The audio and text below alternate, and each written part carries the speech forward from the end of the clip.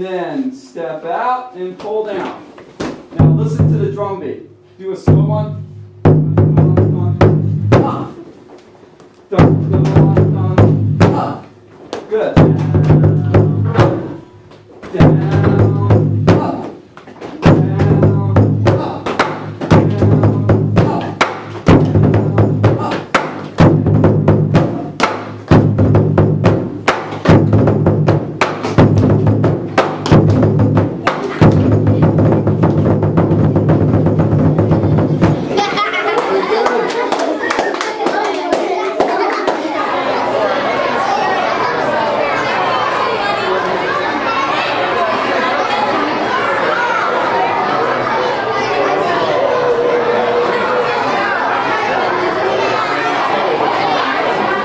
Institute, and we're going to be here this afternoon to show you a lion dance.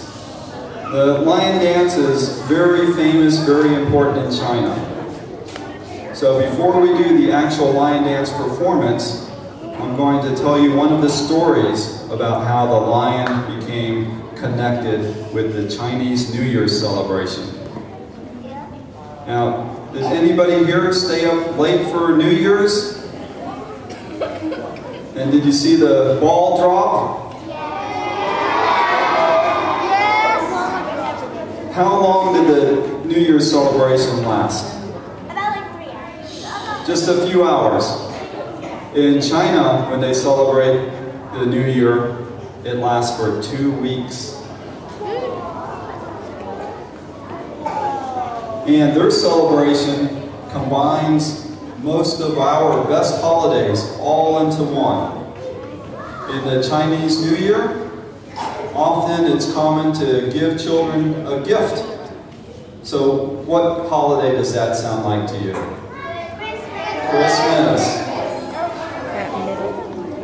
And another important part of the Chinese New Year celebration is to have a big family meal together, just like Thanksgiving.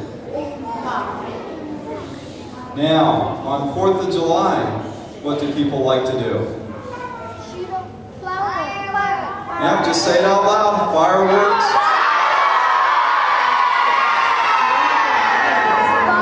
Alright, so fireworks and firecrackers in Chinese New Year celebration, those are important as well. And at the end of the Chinese New Year celebration, the last day is the Lantern Festival.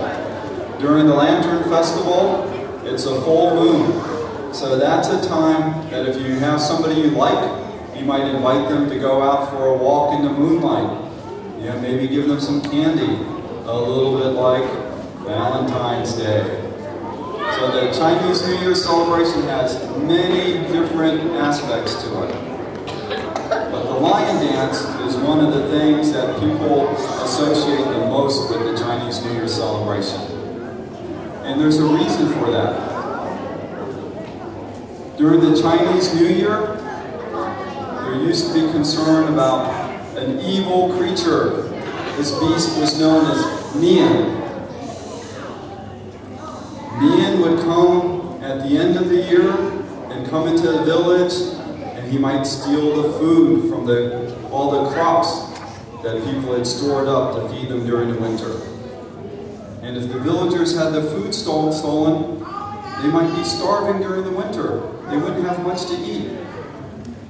And sometimes when Nian came into the village, he might take away some of the small children. And then the villagers would be sad because some of their children would be missing, or even grown-ups and adults. So Nian was a horrible beast. Everybody in the village was worried when the New Year came because they didn't know what Nian might do to them. So they tried to decide how could they keep away Nian, keep him from causing trouble. One of the things that they did was to try to fight him. But he was a big beast. He was very difficult to defeat. But some of the villagers studied Kung Fu. And they thought if they trained really hard and practiced hard, that maybe they could defeat Nian, keep him away from the village, prevent him from stealing their food, stealing their children. So many of the students practice. Everybody know what Kung Fu is?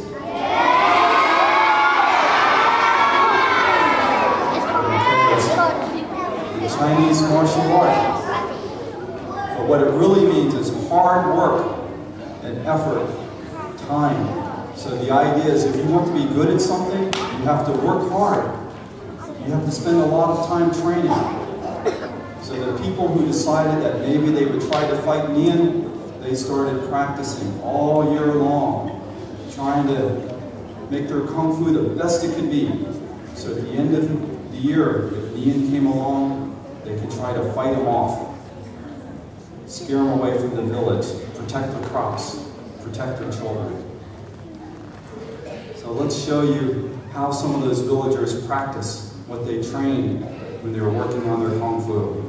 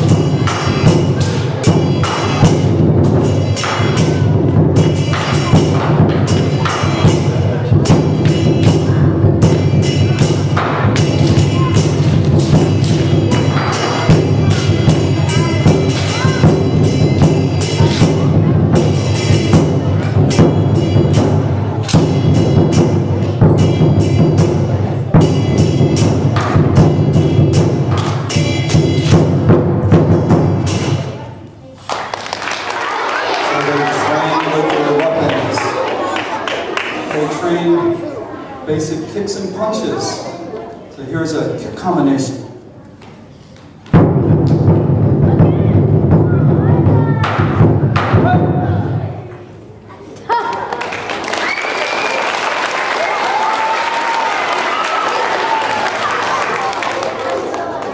all their hard work, they were sure they would be ready when Nian came.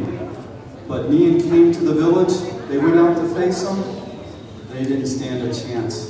He was so big, he was so powerful, they couldn't stand before him.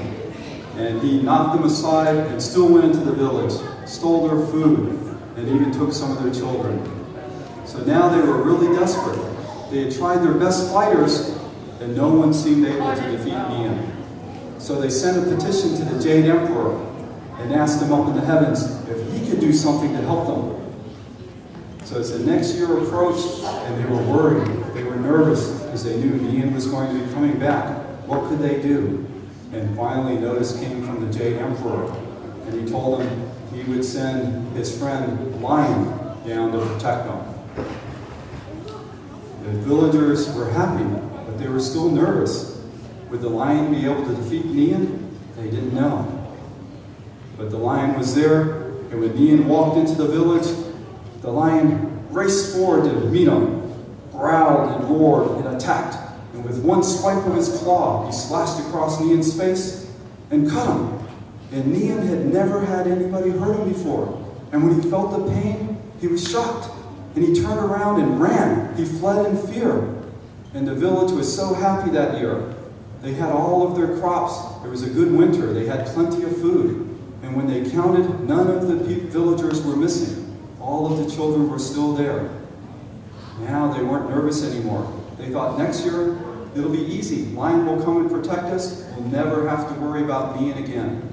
So as the next new year approached, and they contacted the Jade Emperor again and asked, can you send the Lion down to protect us? Because Nian is going to be coming soon.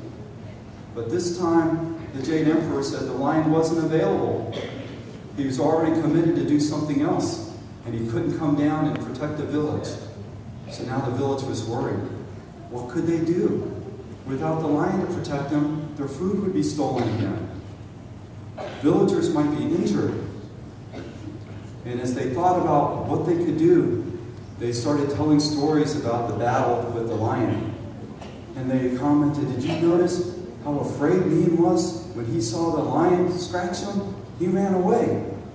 And then they came up with an idea. Maybe if we make a pretend lion, we can scare Ying away. If he thinks the lion's here, maybe he won't even come in and try to fight him. He'll see the lion and he'll just turn away and leave. So they had their plan. They made a costume. They took their best kung fu fighters and they trained them to use the lion costume to move around and look like a fierce beast, to be scary. And then they thought, maybe the lion won't be enough to scare him away. Maybe he'll get too close and notice it's not a real lion. So they told all the villagers, if Ying comes, everybody needs to come out into the streets. Bring your pots and pans. Bang on them. Make as much noise as you can. We want to scare Ying with all the noise. Keep him away from us. If we scare him enough, maybe he'll run away without fighting the lion, and we'll be safe, and he won't realize it's not a real lion. So that was their plan. All of the villagers were ready to come out and make noise, beating on pots and pans. They decided to set off firecrackers, make a lot of noise. Okay, so when the lion dances, I want you guys to make some noise. We don't have pots and pans, but you can bang your hands together. Okay, so practice this beat.